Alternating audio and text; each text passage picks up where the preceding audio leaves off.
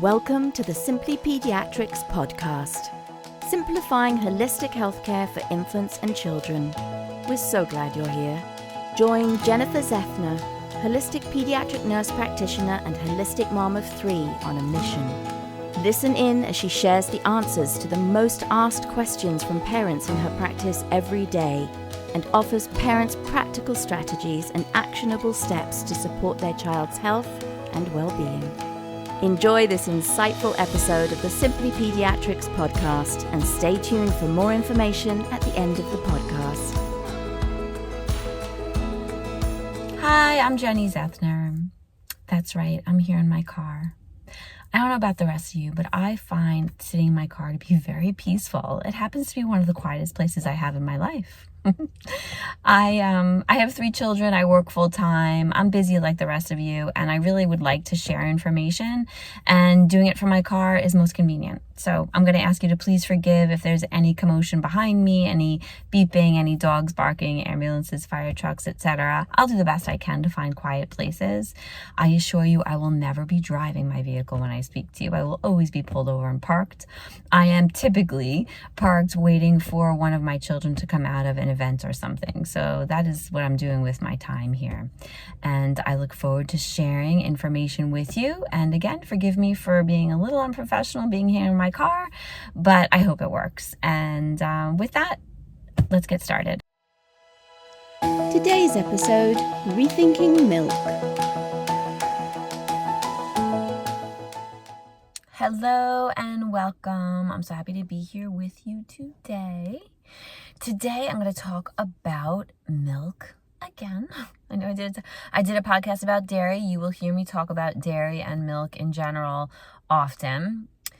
This podcast is specifically for my families, especially those that have like the grandparent in the room with them who just are like, cannot understand at 1-year-old not giving their baby a bottle of milk. They just can't get past it. And I understand.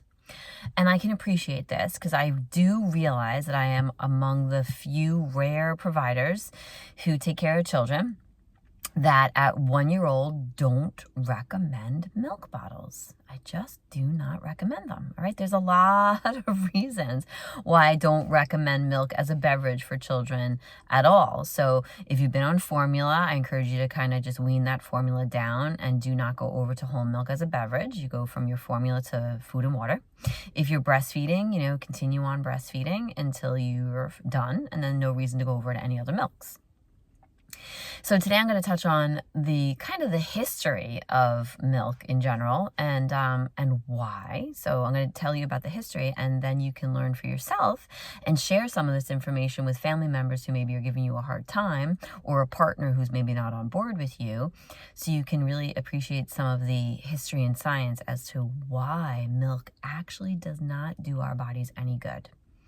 All right, so back when, in about the 1950s, or rather I should say prior to the 1950s, believe it or not, our cows, all the cows here in the United States, went out to pasture. That old-fashioned word of like out to pasture, right?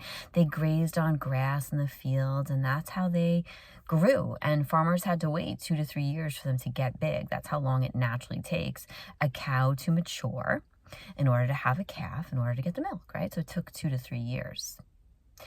In the early 1950s, they realized that if they, the United States at that time in the 1950s had an oversupply of corn. And because we had this oversupply of corn went into everything. That does include our corn syrups that we still use today. But corn began to be fed to cows. They had so much of it that they were like, let's just feed it to the cows. And the cows ate it. Should they be eating it? No, but they ate it. And what we found was a variety of different things. But one thing in particular that we found when farmers fed the cows corn was that they actually got big and matured faster. So instead of the 2 to 3 years that it would normally take them, it took them only 15 months to mature. So this was like a huge bonus, right? For the farmers, they were like, all right, so I don't have to put them out to pasture.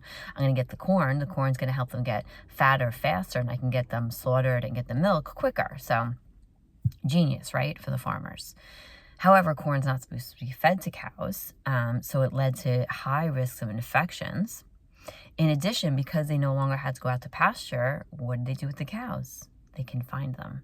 So now they were in, they were confined. They didn't need to move around anymore. Well, certainly they needed to move around. They're animals, but as far as the farmers were concerned, the cows no longer needed to move. They just fed corn all day and they stayed in place. So between the corn being fed to them, which they were not supposed to be eating, and being confined in one place, it led to higher rates of infection. So what do we do with infections here in the United States? We treat them with antibiotics. So they began giving the cows antibiotics to treat them for the infections that they were getting from eating the corn. In fact, in the United States, 80% of the antibiotics sold here in the United States are used on our livestock, are used on our animals, which is a staggering number, and maybe even higher than that at this point. Believe it or not, antibiotics also causes animals to grow faster. So it was another bonus for the farmers. So they got the corn, made them grow faster, the antibiotics makes them grow faster, and what we have is a real unhealthy food that we continue to consume to this day here in the United States. But it gets worse, right? So that was the 1950s, where they started feeding them corn, started giving them antibiotics, and then what happened to the corn? Right? We all know what happens to the corn. The corn became a genetically modified food, which I'll get to in a moment. I'm going to stay on my timeline here for a second, okay?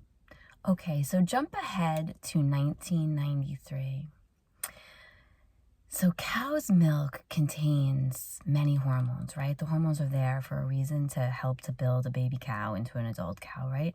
There's about 75 hormones found in cow's milk, particularly the hormone that's called insulin growth factor 1, or IGF-1. What that does, it helps the cells, helps with cell growth development. And what they found is that hormone is linked to cancer in humans that consume that milk. It's linked to breast, colon, and lung cancer in the humans that drink milk. So cow's milk naturally contains this insulin growth factor 1. But in 1993, what we did was we added in to the cows another hormone called recombinant bovine growth hormone, or RBGH. Okay, so RBGH was added now into the cows, given to the cows. And what that did is it helped them to increase their milk production. But it also increased the IGF, the insulin growth factor 1 hormone that's linked to cancer. It multiplied it by 10. So they added this recombinant bovine growth hormone to the cows and created a milk that we as humans consume that now has 10 times the amount of this hormone that we know is linked to cancer. It's linked to cancer of the breast, the colon, and the lung. In fact, in 1989, before the RBGH was approved in the United States, which was in 1993. In 1989, there were scientists talking about this, and they said that the RBGH and its digested products could produce hormonal and allergic effects. And it could also produce premature growth and breast stimulation in infants and possibly promote breast cancer. Right? And this was in 1989. And there was a letter that was written to the FDA, and I'll attach it here. And that was in 1989. And clearly, they still use this. Cows still receive this. And it just, it's not discussed any longer. We all know that the health of the United States is no longer optimal. And much of it is linked to the foods that we eat, particularly to dairy. And this is the reason why, right? So we have the corn, and then we have the antibiotics, and then we have the recombinant bovine growth hormone, all in the milk that we're drinking, right? So that was in 1993 when the FDA approved the use of recombinant bovine growth hormone in our milk. And in 1999, just for your information, Europe the use. They were not allowed to give that to cows because they understood that that wasn't healthy, of course. Then, very quickly after, so in 1993, it was approved by the FDA. And in 1994, guess what else was approved? the use of genetically modified organisms here in the United States.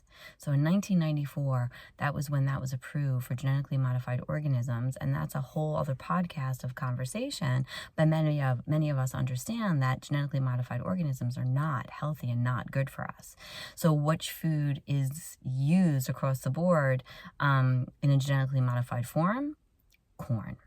So in 1994, corn was genetically modified. So in that short term, I mean, it's 30 years, right? The 1950s, 60s to 1990s, milk changed so significantly.